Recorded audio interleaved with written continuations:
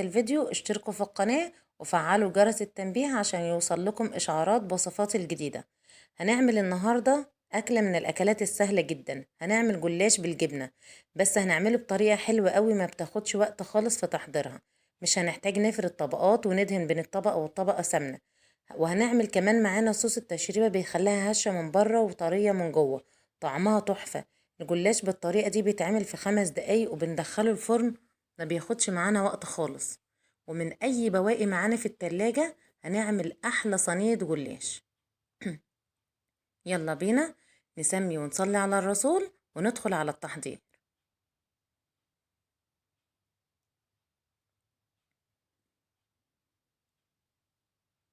معايا هنا لفة جلاش زي ما انتوا شايفين، متقطعة بقى متفرولة. اي حاجة هي مثلا لو معاكي موجودة في الفريزر بقالها فترة طويلة عادي جدا هتشتغل معانا، مفيش اي مشكلة. قطعتها بالشكل اللي انتوا شايفينه ده. هبدأ افكك الجلاش من بعضه كده. ومعايا الصينية بتاعتي مدهونة سمنة.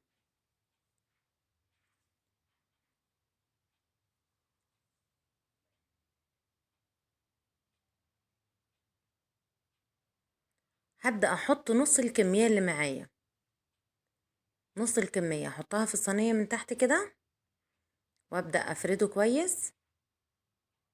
تمام. ومعايا بقى الحشوة، اي حشوات انتوا محتاجينها يا جماعة. جبنة قريش وبقدونس وزيتون. معايا انا هنا كده فلفل الوان ومعايا زيتون.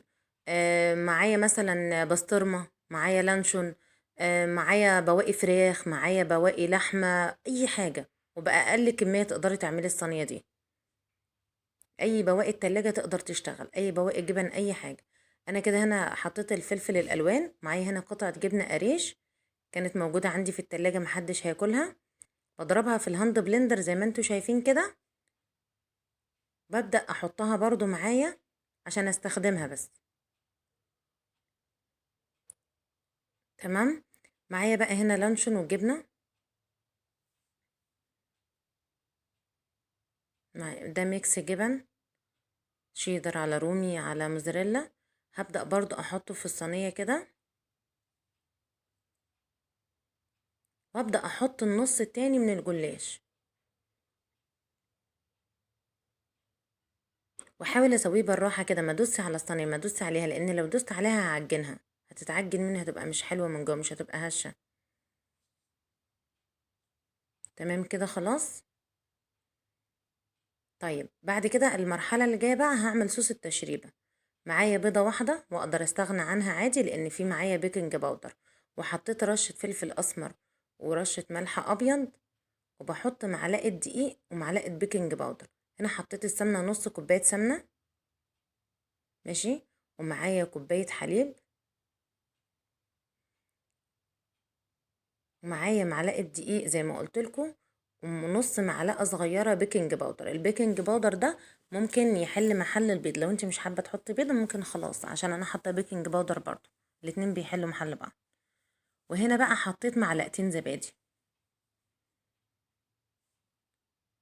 اضرب بقى الخليط ده كويس مع بعض، وابدا بقى ارش فوق الصينيه.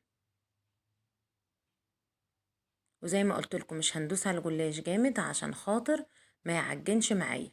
انا بقدر الامكان عايزاه يبقى هشش من جوه كويس. بالسباتولا كده بحاول اعدل بس كده على قد ما اقدر عشان يبقى مظبوط كله مع بعضه. هنا بقى معايا برضو جبن تانية على الوش، ده اللي محتاجة احطها مرة تانية. ببدأ ارش الجبنة على الوش كده. ومعايا معلقة سمسم او معلقة حبة البركة لو انتوا حابين ترشوها على الوش، تدي شكل حلو برضو، تبقى حلوة جدا. انا كده خلاص حطيتها في الفرن على درجة حرارة 180 زي ما قلت لكم، والفرن بيكون سخن جدا. بتطلع معايا من الفرن ما بتاخدش معايا 5 دقايق زي ما انتوا شايفين. بسم الله ما شاء الله، تحفة. وبصراحة لما تتاكل وهي سخنة بتبقى روعة.